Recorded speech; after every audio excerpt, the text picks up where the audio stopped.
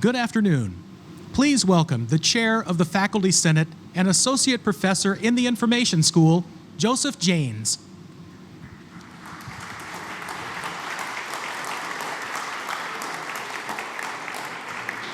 Good afternoon. I am indeed a proud member of the faculty of the iSchool, and it's my honor to serve this year as chair of the Faculty Senate. So the happy duty falls to me to do the introductions this afternoon. What can one say about Anna-Marie Cauce? Yes, I know. Let's begin with something that shouldn't be extraordinary, but it is. She is one of us. She understands this university, she understands its values, its mores, its traditions. She's in the DNA of the place and vice versa, which is all too rare in contemporary higher education. We could also talk about her commitments to equality, equity, and inclusion, to truth and fairness, to access and excellence, acknowledging that those are inextricably linked and mutually reinforcing. We could also talk about a commitment to shared governance in all its forms. This is especially important as we move forward to build structures to prepare for the faculty of the future with new and emerging modes of scholarship and pedagogy, community engaged, interdisciplinary and cooperative in an inclusive and diverse community, reinforcing the role and importance of the university as a public good. And those are all inextricably linked. All of which will help to ensure access and excellence for our faculty as well, because a great university requires a great faculty, and vice versa. Shared governance doesn't mean we always agree.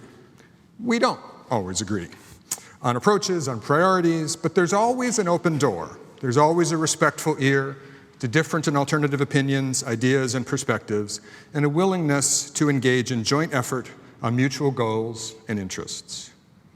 She is a principled and forceful advocate. She is disarmingly honest. She is warm and funny and genuine. She is a great Twitter follow, and about as normal a person as you could expect in a place like this. She is all of these things and more, and she is the president of the University of Washington, Professor Anna-Marie Cauce.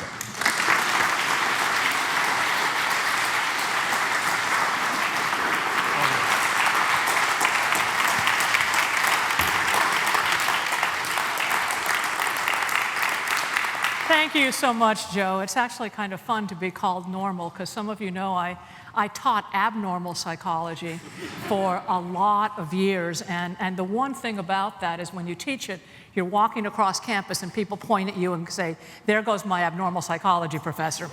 I'll leave it to you, so I really appreciate that introduction.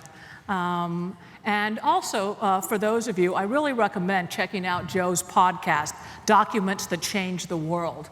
It's a really wonderful example of how a talented scholar is connecting his work to stories that are fascinating and relevant to everyone. And part of what I'll be talking about today is the importance of making sure that our work just doesn't appear in publications, but that we reach out to the community more largely. I also want to very much thank our regents who are here, Joel Benalil, Joanne Harrell, Constance Rice, Rogelio Riojas, Daniela Suarez, and David Zeke. Thank you so much. We've been really lucky that there have been a couple of really fun events, the opening of the Burke, the 25th year of the Cauce scholarships, and so it's been fun spending some time together the last couple of weeks, and I appreciate you being here. I also want to thank all of you who are here in the audience and all of you that may be listening on your computers or devices or phones. I look better big than on a phone, but what can we say? It really is important, I think, for us to spend a little bit of time talking together about the issues that face us. And your participation in our great public university is what makes it great. So thank you all for tuning in, whether you're doing it today or whether maybe you'll play it tomorrow. In any case, I want to acknowledge before I start that we're on the land of the Coast Salish people, which touches the shared waters of all the tribes and bands within the Suquamish, Tulalip, and Muckleshoot nations. This absolutely gorgeous space is a living reminder of the tribes and the native people who founded and remain integral to our community. I always look forward to this annual address because it gives me the privilege and the opportunity to talk with you, our University of Washington community, about the things that we care about most, and that's our public mission and our impact, locally, nationally, and globally. And today, I also want to talk a bit about the role our great public university plays in advancing the freedoms and responsibilities that define our 243-year-old republic. So I'm going to be talking about our work and how it's important to democracy more generally. Every intellectual inquiry, act of creation, life-saving treatment, and inspired student is an extension of our public mission. It begins when we create pathways to excellence and opportunity for our students, and that often begins well before they ever set foot on our campus. If you read the papers, and I certainly hope that you do, you'll find that lately a lot of the focus on higher educations is on job attainment and on starting salary. And of course, that's something that we not only care about, but as a university, we excel at it. This year, CNBC conducted a brand new ranking of colleges that pay off. Now, I particularly love brand new rankings, and the reason why I love them is they really tell you something about what moves universities in terms of their intrinsic motivation. Brand new rankings tell you what we care about when no one's looking and when no one's handing out prizes. So, okay, drum roll. What's the top public university in terms of return on investment for students, as measured by comparing what they actually paid for their bachelor's degree after financial aid and so on, to their starting salaries after graduation? So again, what is the top college that pays off? Right, University of Washington, Seattle campus, #1. Okay? Now, who's #2? University of Washington at Bothell, absolutely.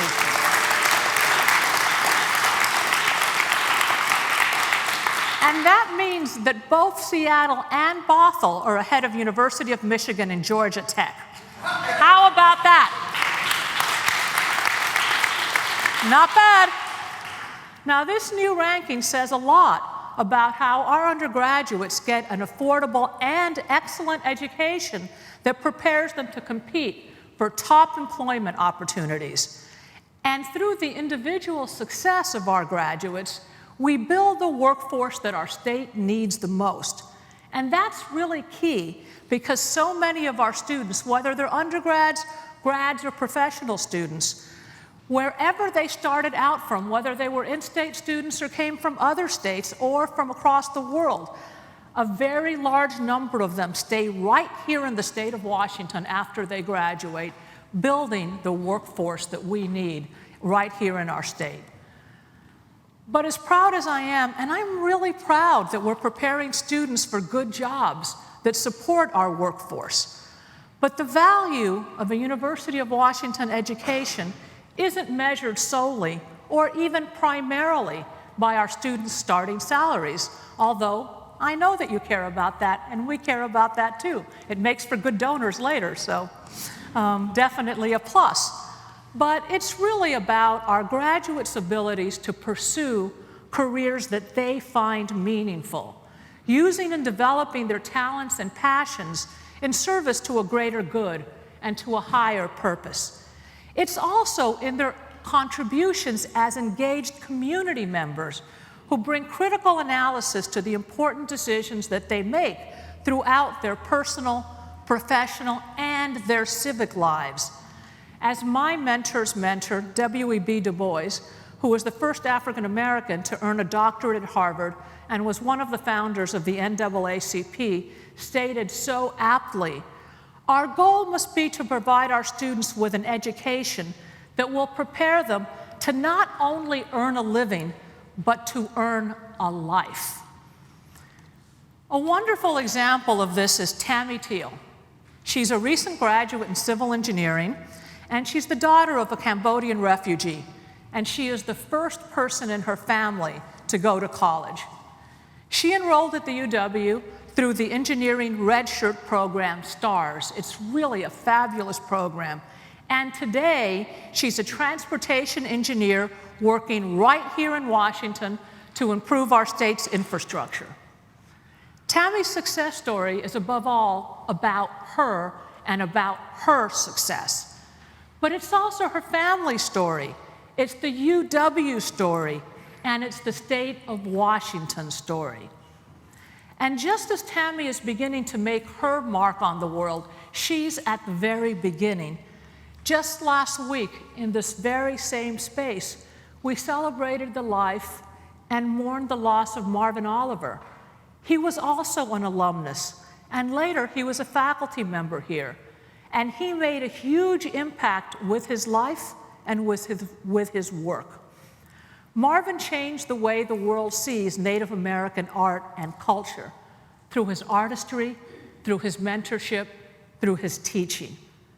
We miss him a lot, but we're proud to have played a part in the change that he created. All around us are alumni and students making an impact, and many of them faced significant hurdles in the process. They faced hurdles as students, and they faced hurdles later on in their life. In fact, 34%, for those of you that aren't quick at math, that's over a third, of our undergraduates, okay, so over a third of our undergraduates are the first in their families to earn a bachelor's degree. And with their degrees, they not only change the trajectory of their lives, but that of younger siblings and cousins, their own children and grandchildren. Again, over a third of our students are the first in their families to ever go to college. In addition, there have been more than 40,000 students who've been able to afford a UW degree because of the Husky Promise, which ensures that the cost of tuition won't be a barrier for Washington State undergraduates of modest means. Now, we also create the next generation of educators, scholars, and researchers by expanding access to graduate and professional education as well. Through programs like GOMAP, which support students of color, most of whom are also the first in their families to attend college. We prepare physicians, nurses, pharmacists, physicians assistants, and dentists to provide health care to underserved and rural regions across our state. And not only across our state, across a 5-state region through our medical education program and our regional partnership with Gonzaga University in Spokane. Quite frankly, given our size and breadth, we don't just create pathways to opportunity, we create highways to opportunity. What we do really matters. And as a public university, we depend on public support to be able to build those highways, to be able to fulfill that mission. Some of you may remember a year ago, I stood right here, and I painted a picture that was not only blunt, to use your words, was quite honest, Joe, and was also scary about the risks to our university and to our entire higher education throughout the state without more public reinvestment. Now, nobody likes to start off the year on a low note, but I felt it was my public duty to share the reality of what was at stake, because the stakes were high. Our work and our impact, again, because of the size and breadth of what we do, affects our entire state and well beyond. Now, I'm here to say something really positive. Thanks to our students, faculty, and staff, and to a truly outstanding state relationship team, we were heard in Olympia. They heard us. Our efforts were also helped by friends and supporters around the state including UW Impact, the UW Alumni Association's advocacy program. These alumni and supporters met with legislators, they provided testimony at public hearings, and they sent more than 2,500 emails to legislators. And the result was a budget that begins to reverse the long trend of disinvestment. We were heard. Now, make no mistake, we still run very lean, and there's more progress to make.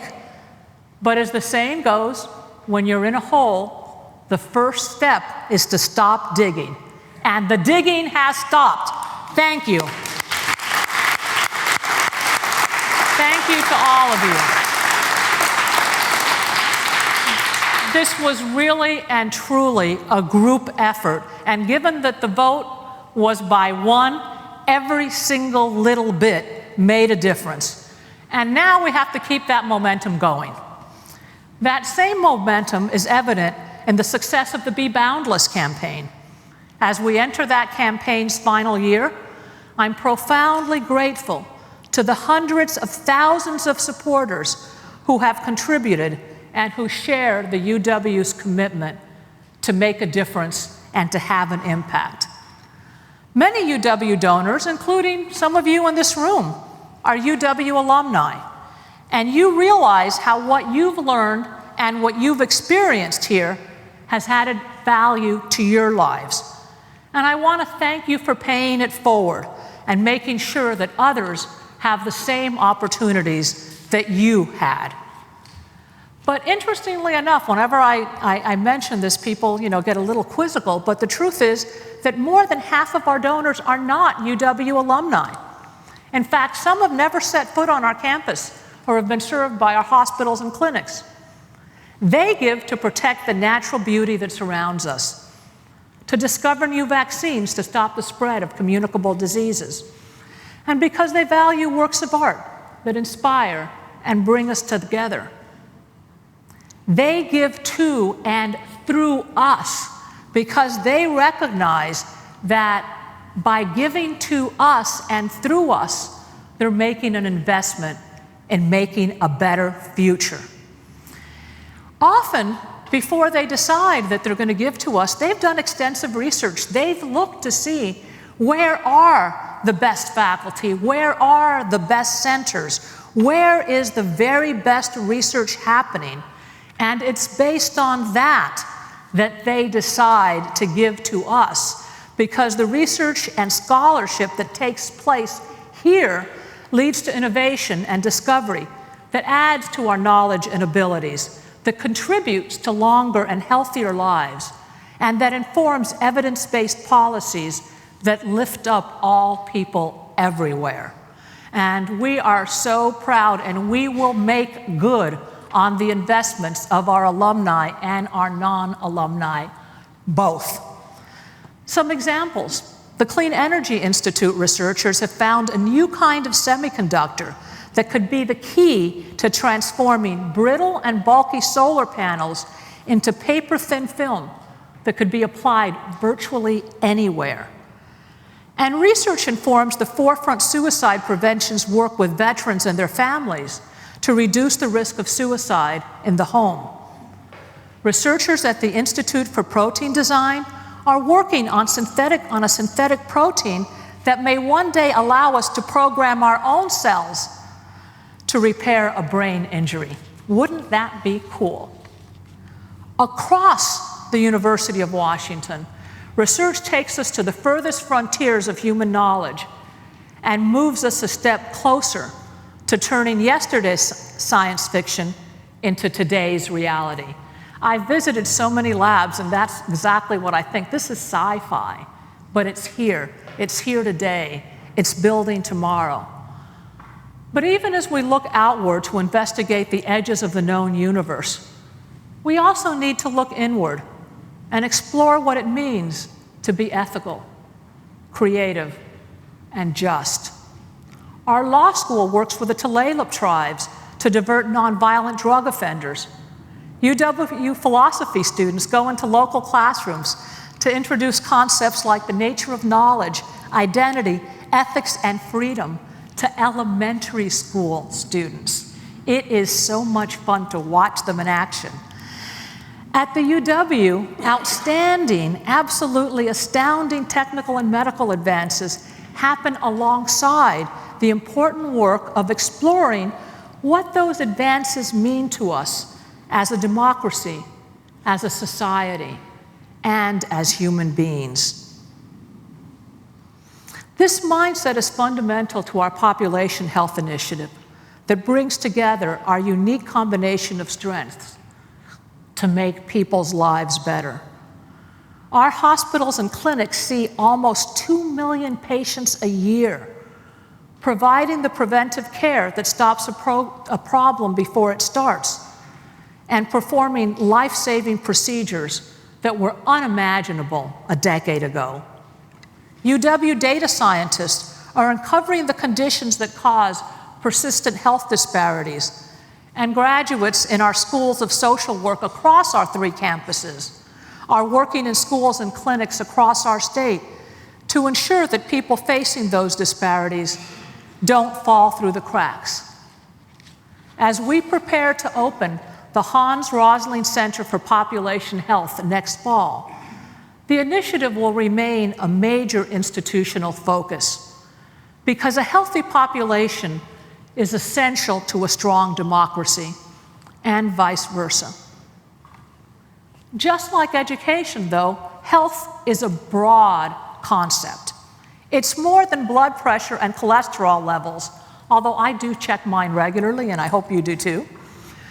And yes, it's about producing more doctors and nurses and social workers. We need more, and we are doing more to produce more. But population health is also about preparing teachers and data scientists and artists and musicians, architects and lawyers, financial analysts, sociologists and ecologists. We all have something to add to population health. Because it's also about examining the conditions that contribute to health. Healthy populations not only have access to health care, although that is very important, they also need to have access to clean water and air. They need to live in communities with parks and green spaces and public works of art that promote and are essential to health. Every member of this community, every person in this room, everybody watching has value to add to that work. And Provost Richard and I intend to prioritize ways for even more of us to add value to that effort. And you'll see us talking more and more about how to extend population health out. We also will be taking the population health lens and turning it on ourselves, committing to deepening our emphasis on student wellness and resilience, ensuring that our students have adequate access to behavioral and mental health resources, and strengthening our efforts to prevent sexual harassment and abuse. We must build communities where we feel an obligation to each other as human beings, not despite, but because of the wonderfully diverse array of backgrounds and experiences that we represent. We must strive to nurture a culture that brings out the very best in us all, and where we feel valued, because insecurity, suspicion, and fear is what fuels hate and division. Now, I know we're far from perfect, and I know that some members and some sectors of our community do not always feel heard, understood, or appreciated. We have a lot of hard work ahead of us. Right now, we're undertaking a university-wide survey to better understand the culture and climate that you, as students, faculty, and as staff, experience in your lives and in your work. We want to learn what we can and must do better. And as we move to the next stage of the Race and Equity Initiative, and I want to give thanks here to Dean Ed Taylor and Vice President for Minority Affairs and Diversity, Ricky Hall, as well as the advisory committee, which includes faculty, staff, and students from all 3 campuses, for leading that effort. But as we move to the next step, we need to better understand what we're doing wrong and need to improve. We also need to understand what we're doing right. For 6 years straight, we've been named a great college to work for by the Chronicle of Higher Education. We're the only college or university in our state with that kind of record. So it's also important that as we look to see what we need to fix, that we also understand better how do we make sure to preserve those things that you value and that made you choose us. We know it's a tight job market, and we appreciate the fact that you've chosen us, and we thank you for making us your workplace. So if you haven't already, take that confidential survey. You received an email with a link to the survey on October 8th, and you have until November 8th. So you've got a month to take it. Your voice matters, so please make your voice heard. As the University for Washington, creating an inclusive, compassionate culture is not a theoretical exercise or a luxury. It's an intrinsic part of our excellence, and it's intrinsic to our public mission, as well as being a critical part of health. So, I'm going to pivot to talk a bit more about our role in democracy. Right now, we're in the home stretch in an array of local elections, and if you can vote, please vote. It's important. Exercise your right. Primary season is also heating up as we enter a presidential election year. As a center of learning, we honor our mission of public service when we work to advance the democratic values that animate our most fundamental and cherished rights. So this is an especially fitting time for us to consider how our work serves to uphold a democracy. Now, this isn't a question of partisan politics, but of the ways in which our work helps to build and preserve a free, open, and democratic society, a society governed by rule of law, in which our goal is to see justice applied equitably and mercifully, where ideas can be expressed freely and disagreements can be discussed openly, yes, at times passionately, even sometimes acrimoniously, but debated with words, not fists, sticks, stones, or worse. Much of the DNA of America's public universities originated in the 1862 Moral Land Grant Colleges Act, which was signed into law by Abraham Lincoln. The act allotted more than 17 million acres to institutions of higher education. Republican Congressman Justice Smith Morrell, who sponsored the bill, he envisioned that these new public colleges would be an antidote to the elite private universities that served only the sons of privilege. Now, although the UW was founded just before the Morrill Act, with WSU following as the more direct beneficiary, both of us are heirs to this vision that continues to resonate. In 1938, President Franklin Delano Roosevelt asserted that, and I quote, "Democracy cannot succeed unless those who express their choices are prepared to choose wisely. The real safeguard, therefore, is education." End quote. I love that. The real safeguard, therefore, is education. Over the course of the 20th century, our government wisely invested in making sure that the doors to higher education continued to swing open. Legislation from the GI Bill to the Education Amendments Act of 1972 all kept ensuring that college would not be reserved for only an elite few. Colleges and universities became increasingly open and affordable to all in our country. And they were widely understood to be a public trust, essential to the public interest, and therefore worthy of public investment. During his visit to our campus 58 years ago, President John F. Kennedy noted, "We shall need all the calm and thoughtful citizens that this great university can produce, all the light that they can shed, all the wisdom that they can bring to bear." Notice, he didn't just say the top 5 or 10%. He didn't say those who could afford it. He said all.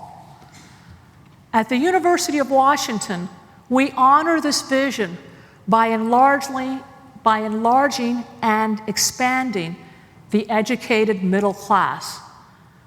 In this way, we combat what's sometimes called the barbell effect, that's pushing wealth to one end of the spectrum as more people slide into poverty at the other end. There's ample evidence that a strong middle class drives a healthy economy and leads to political stability. And that is especially important right now when we're seeing violent extremism on the rise in the US. And the ubiquitous presence of social media in our lives is making it easier and easier for sometimes very small fringe groups to have an outsized impact. And we all face a tidal wave of information with little to distinguish reliable, well-sourced reports from fear-mongering and misinformation. Compounding these threats is the perception, often fueled by those who stand to benefit from conflict, that we're a deeply divided and polarized society.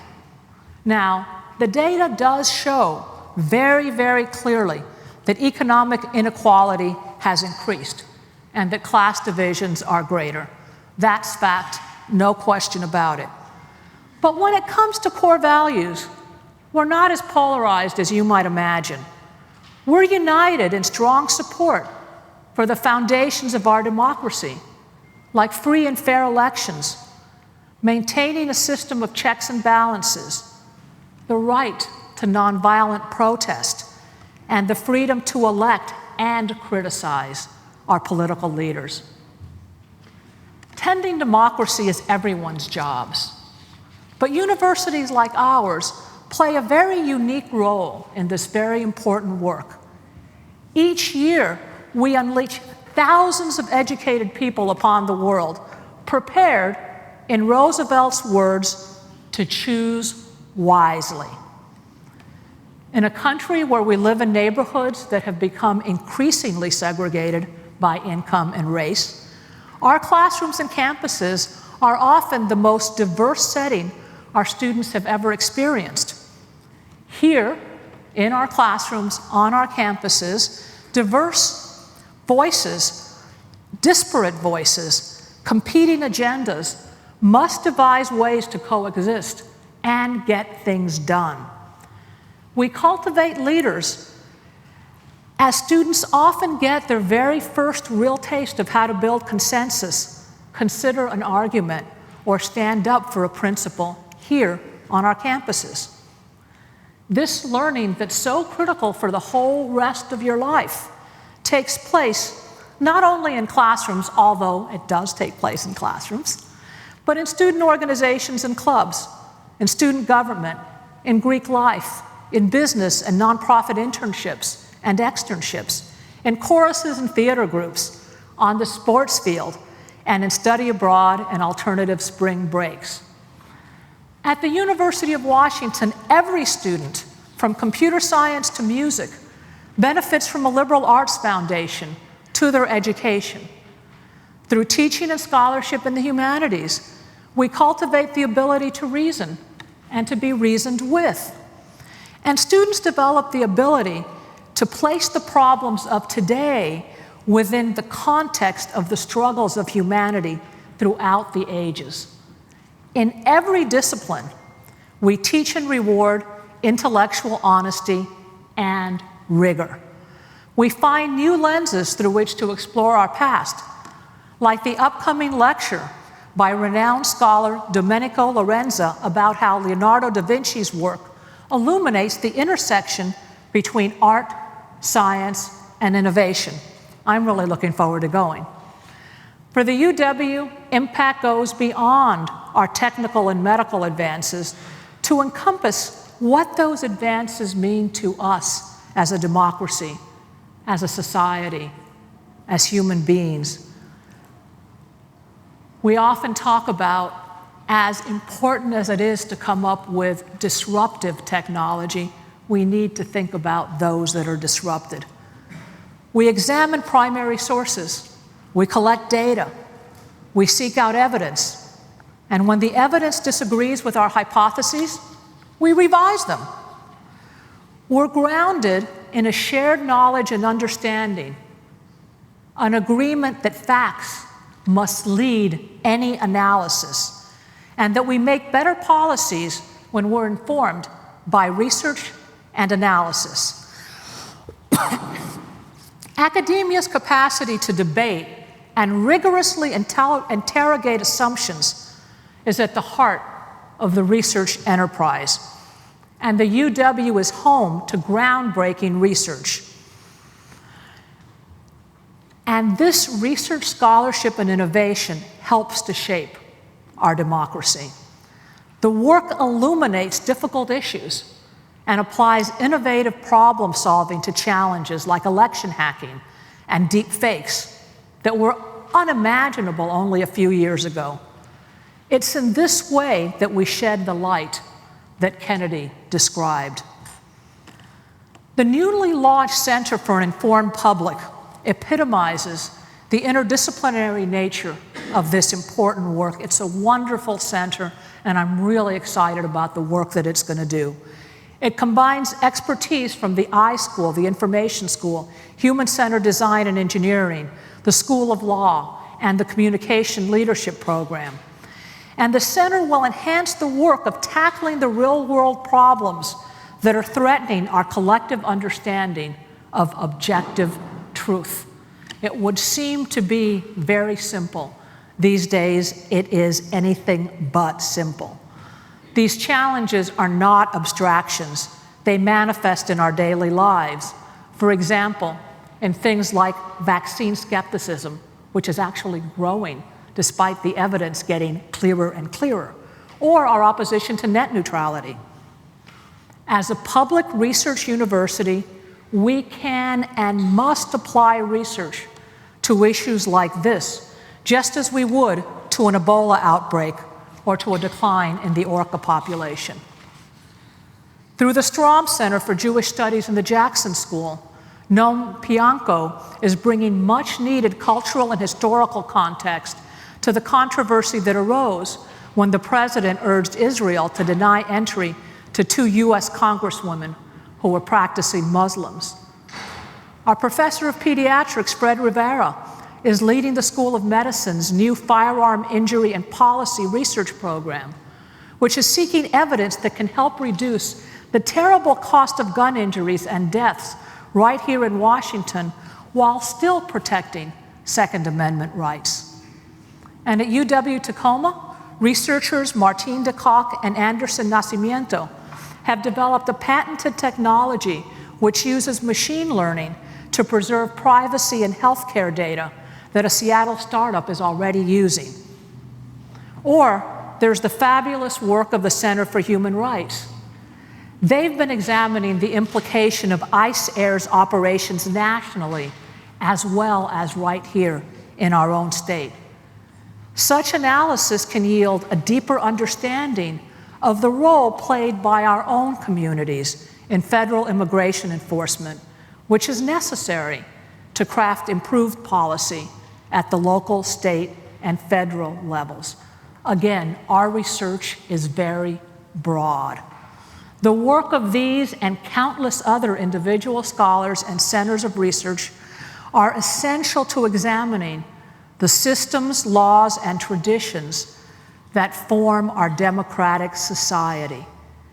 And their work is only possible in a society and in a university that permits and values free and unfettered inquiry. We must have the right to explore any and every issues. Sometimes this work will reveal where our systems and practices are failing us, falling behind the times, or may be founded on a faulty premise. But it's essential to point out problems when they exist, because it's only when we can understand them that we can then change things and find out where we must do better.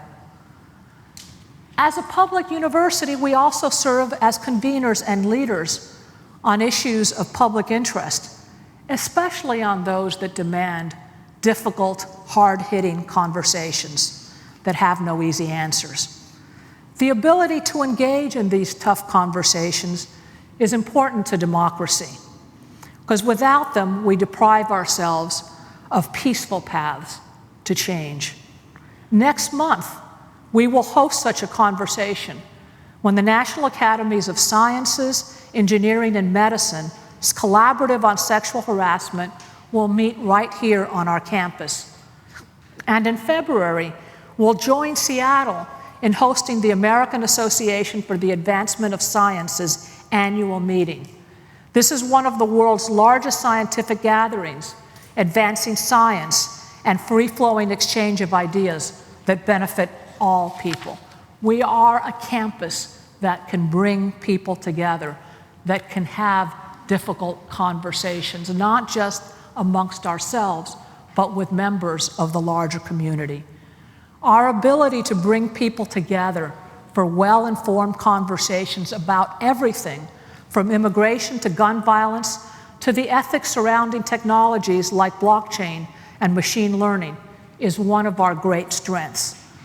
These collaborations and discussions are key to the process by which good ideas rise to the top and bad ideas are filtered out. It's not a flawless process, and it's not especially speedy either, but it's foundational to a free and open society. I'm not the first one who said that democracy is messy. It is. Sometimes we stumble. Sometimes we take a step or two, maybe even three, backwards. Yet the story of humanity remains one of progress, and universities like ours are critical to creating the conditions that fuel that progress. Every member of our extended UW community can participate in tending to our democracy, helping to repair damage when we find it, and strengthening its pillars through our civic engagement. The author Margaret Atwood, speaking at her own alma mater, described democracy as being like a muscle or brain. Use it or lose it. As students, educators, innovators, and explorers, we invigorate our democracy when we work to build a more just, free, and open society.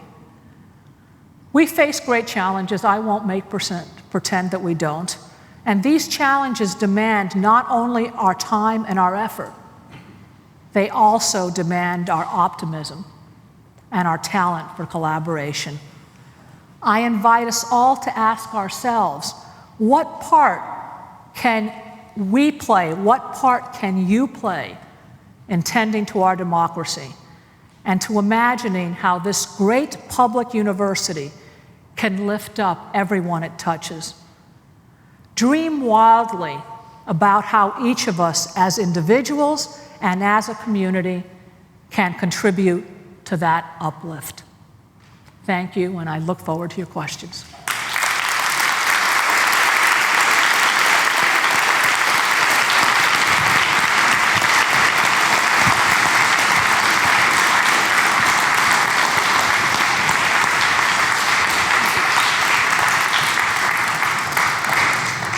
If you do have a question, please make your way to one of the microphones in the aisle, which may be behind you. For anyone with accessibility needs, please raise your hand, and an attendant will bring a mic to you. As folks are getting in line, and I see we have several, we did receive some questions also via email, which we'll answer here or directly if we don't get to yours. So we'll start with one from Glenda Roberts in the Kidney Research Institute. She had several questions, but the first are, I am concerned that the escalating cost of higher education is pricing Washington State students, particularly in the Puget Sound area, out of the market.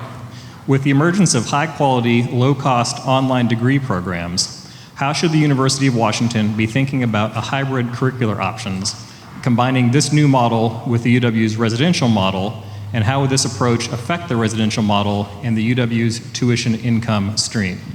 Okay, well, thank you. That's first of all, I want to say that we are absolutely incredibly concerned about the affordability issue.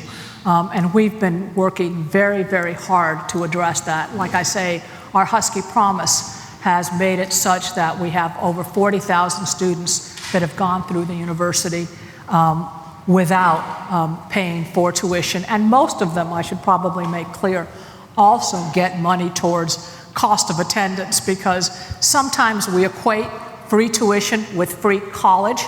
The truth is that cost of attendance in a city like ours is slightly higher than the cost of tuition. Our state, when I talked about the state reinvestment is first and foremost in students. And we now have probably the best state financial aid package in the country, or certainly right up there. So I do think that both with our own resources, through our fundraising, and we've done a fabulous job fundraising for student scholarships, and with the help of our state, I think we have a good system that's affordable. Students can also, there's a range of things they can do to make it more affordable.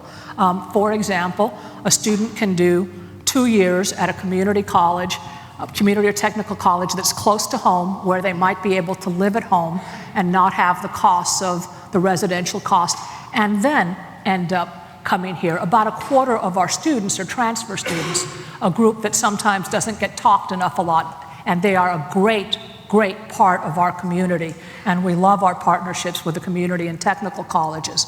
But we also have a range of other programs. We have some of the most extensive online programs. In fact, we have a program that we started, probably about 5 or 6 years ago in the College of Arts and Sciences that is geared towards folks who have about 2 years worth of college, and there's an awful lot of folks that have about that much college, and for whatever reason they dropped out and then went in, and they can finish a low-cost degree online. Also on our campus, in our language classes, a lot of them are taught hybrid. You come in one day and do the conversation, but then you do the other work online. So I'm all in favor of looking at a range of different models. I don't think that we're about to end the residential model. In fact, our Bothell and Tacoma campuses that were started originally as just residential schools, more and more students are looking for, that were started as commuter schools. More and more of their students are looking for a residential experience. So I don't think that'll go away, but we also want to make room for a wide variety of ways to attend, some of which, will make it less expensive. So thank you, and I will visit the Kidney Center, by the way. We had a few moments before to touch base. All right, we'll alternate here between the two microphones. The closest one, please proceed. Go ahead. Me? Yes. Okay. Sorry. Hi, my name is this work? Okay, I'll just yell. Hi, my name is Claire. I'm a student here at the University of Washington. I'm a senior, and I wanted to ask President Cauce, speaking about your words about how UW is a great place to work, you're putting out the climate survey, and our supposed responsibility to justice and equity. How does that come into play when so many workers from Consolidated Laundry lost their jobs? And when will they be getting their jobs back? Because even though some of them were relocated, they were facing so many difficulties for accessibility, received very little training for the work that they were placed into, and we believe that this is unacceptable. So how is that upholding the university's standards of equity and saying that we are a great place to work and something to be proud of. Thank you for your question. We talked about this last year as well. That was not an easy. It was not an easy decision that we came to. We came to the decision for a variety of factors, including the fact that it would have been a fairly large investment to keep the laundry open. But we did make a commitment that any worker who was interested in staying here at the UW, we would find another position for, and we've made good on that. So, thank you.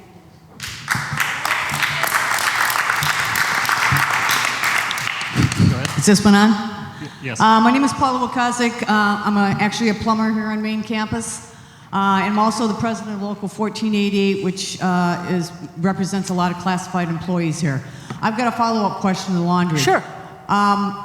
When the laundry got closed down and people got laid off, we met with Margaret Shepard and Mindy Kornberg and to make sure that people got placed here if they wanted to. Well, it turns out there's a lot of people who just passed their 5 or 5.5 month probation and they're suddenly getting laid off. And, you know, we're just wondering how many other people are going to be in that position. I think the university, if most of these people have worked for 20 or 25 years at the laundry, and if they weren't good workers, they couldn't have been there for 25 or 30 years. I'd like to ask that you meet with the one union and these workers to try to find out why these people aren't getting placed again, why they were laid off suddenly after only 5 months. I am more than happy to look into that. No question. This is the first I've heard of it, so I will look into it, and we'll sit down and have a conversation. Okay. Thank you. Can't wait. We'll go to a question, another one. This was from AJ Bladico. He is a second-year PhD student in learning science and human development from New Orleans, he says, or they say, excuse me. What long-term plans does the University of Washington have to continue to attract and fund out-of-state and international students to its graduate programs? Tuition for these students is more than the in-state students' tuition, and there are limited graduate student assistantships each quarter or academic year. Okay, well, thank you. Look, graduate students are what makes a research university a research university. And there's no question that the investment amongst our faculty to make sure that we attract the very top graduate students, whether they're in-state or out of state, is incredibly high. Having the best graduate students makes all the difference in the world in terms of being able to do your work. So there's no question that there's a strong commitment to do that. And we do recruit. When we're recruiting for graduate student, it is an international recruitment. We do have, again, different programs work different ways. Most of the programs that I'm aware of, when a student comes in, they do make a multi-year commitment to them in terms of a TA-ship or an RA-ship. Where we really tend to be short is in terms of just what you might call scholarships. So where we can bring a student in without necessarily requiring that they TA or RA the entire time. And that has been absolutely one of the top priorities for our provost, Mark Richards, who's out of town at a professional meeting. I can just see him lighting up at that question, because that is one of his top priorities, and I can assure you that all our deans are on the same page, because graduate students are so important to everything we do. They're involved in the research mission, working side by side with faculty and making the most important discoveries in the world, but they're also very involved in the teaching mission, often being at the intersection between faculty and undergraduate students. So that's an issue that we're working on. Thank you. Go back to the microphones. Hello, I'm Dr. Zoe Sandstead. I'm a resident in family medicine at UW. For those of you who don't know what a resident is, there are 1,400 residents and fellows at University of Washington who are your doctors, 20% of the doctors in King County. Medical students graduate with $200,000 on average in debt, and the residents at UW in their first year pay over half of their wages in rent. As Seattle becomes more and more expensive of a city, how are we going to continue to attract the top talent to our residencies and fellowships when residents cannot afford to live in this city? No, first of all, I want to say that I do know who residents are. I'm a clinical psychologist. I didn't do a residency, but I did an internship and was often supervised by residents, and I know what a critical part they play in the fact that we have excellent hospitals and that we provide excellent work to patients. There is absolutely no question as to whether we're talking about students, faculty, or staff.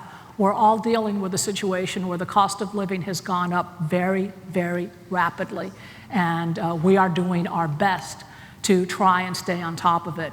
I know that right now the residents are at the bargaining table, and obviously I'm not going to be bargaining from this position. And I can tell you that we are looking forward to we're engaging in bargaining with good faith, and that, as you say, it is absolutely critical to us having not just excellent research, but excellent patient care to be able to attract top residents. And so it's important that we work hard to come up with the kind of compensation. Any resident who manages to get into the UW has choices.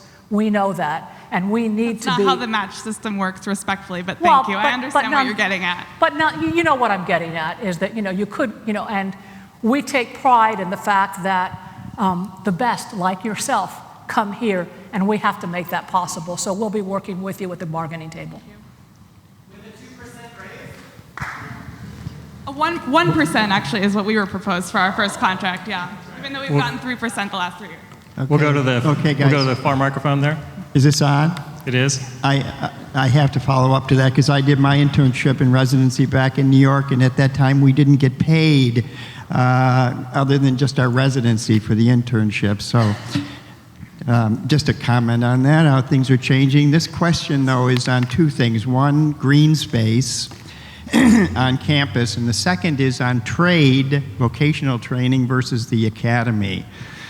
So the first, very quickly, especially in light of the IPCC reports and everything that's happening and that we're all growing, it seems really paramount that we keep every chance we can to reforest this place. And the Burke, I think, has some work to do because I think we really need to work on reforesting that section.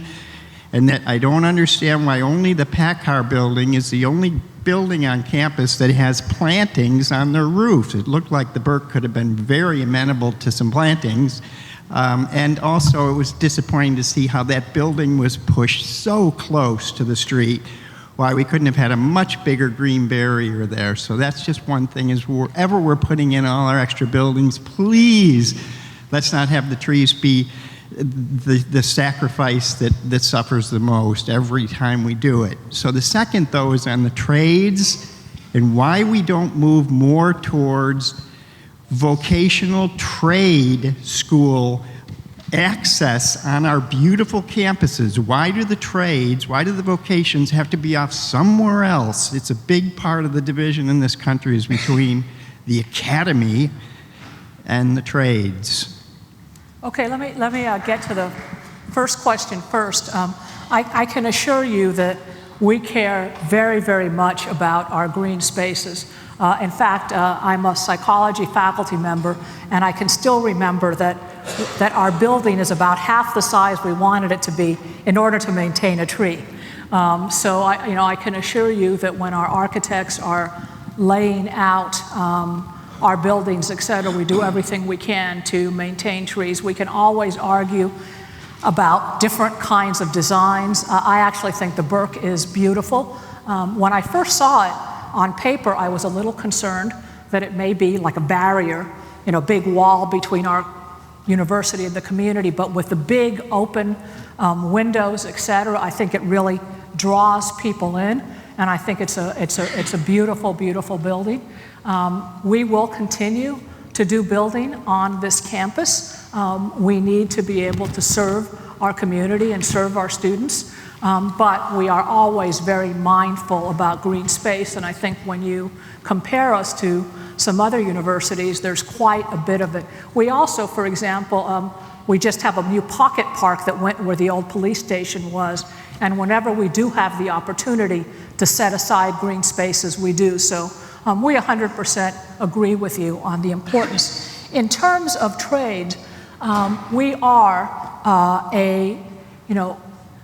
as a university, our mission, and that comes from Olympia, et cetera, is to graduate bachelor's degrees and professional and PhD degrees. We aren't a trade school.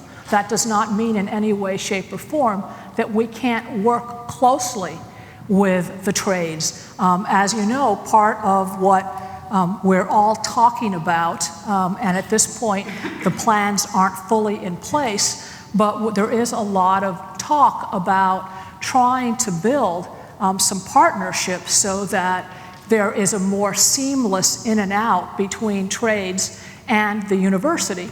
Also, quite frankly, within our university and within our bachelor's programs, we are doing more to place students in internships and externships so that they're getting real hands-on experience. So I'm all in favor of there being more fluidity between the trades and traditional higher education, and am always open to avenues that will allow that to happen. So thank you. All right, we'll go ahead and there is a reception afterwards. President Cauce will be there. We'll take one. Did you have a question? You can go first. Okay. I can go after. All right. Well, this is. We'll make one last one from each. So the far one here, and then. Okay. My name is Salvador Castillo. I'm the Vice President of Local 1488, and I'm going to add a little bit more what Paula Cauce say.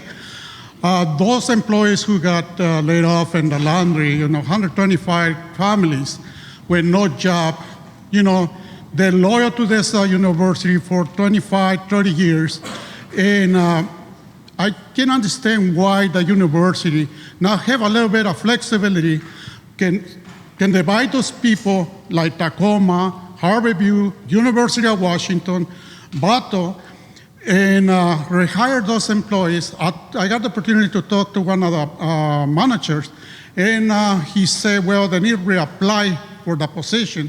I say, how? When they've been working for 25, 30 years right here, with seniority, and I can understand that.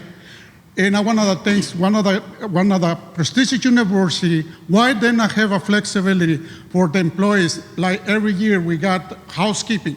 They say how much they care for faculty, students, and employees.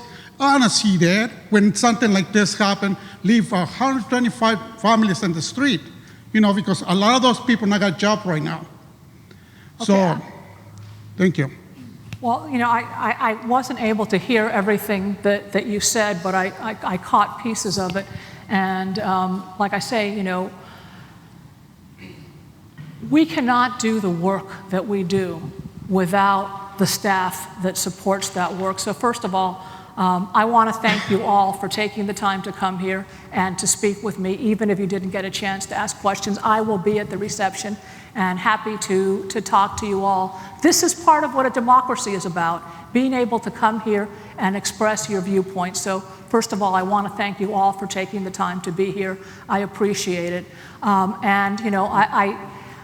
I did hear some about the need for more flexibility, and I do think that in many cases, part of our competitive strategy in terms of hiring is that we can offer workers some more flexibility than other places, but I'd need to hear the specifics of what you're talking about to respond more directly. But again, thank you for being here, and thank you for expressing your opinion. Could we get a commitment of when you're going to meet with us, this whole group? I will meet with you. We will find a time. Okay, so who do I call and contact? President@uw.edu. Okay. Well, we got one last. Go ahead. Is this working? Oh, it's working now. Okay, cool. So I came up here from Tacoma. I'm a student at University of Washington, Tacoma. And obviously I came in support of the workers here at UW. And I work for Kroger. And in 2001, the store moved from the city of Lakewood to the city of University Place. And what they did is while those people were on their probation periods, they began laying people off and firing people. And to be honest, it's disgusting that this took place at this university, and I find it shameful that we can say that this is a diverse and inclusive campus while laying people off when they need their jobs. So my question to you is, there was no mention of labor or worker rights within your speech. So can you elaborate on what you want on worker rights and labor rights within our diverse and inclusive campus here at University of Washington? Thank you. And I'm going to school to be a teacher. I do want to say that labor rights, we went to Olympia together with our labor unions, and we would want to continue to work closely together, because together we can, the more money that comes into this university, the more higher education is valued, the more we can give back out. So in fact, we do work together with labor, and labor is absolutely key to our universities. I just heard for the first time that there were people that were being laid off. I would like to know, as I said, I think facts are very important. I would like to know the facts a little bit better before I can respond, because right now I don't know exactly what's going on, but I appreciate it. Will you meet with this group directly right after this? Will you meet with our group right here? I will be here for about 15 to 20 minutes after that. I'm happy to talk with you, but what Paula suggested was a separate meeting, and so we will find time for that. But I'm not going anywhere, and I'm happy to come talk to you. All right, there's a reception outside. Thank you all for attending and for watching online. And if you folks would want to stay here, I'm happy to meet with you.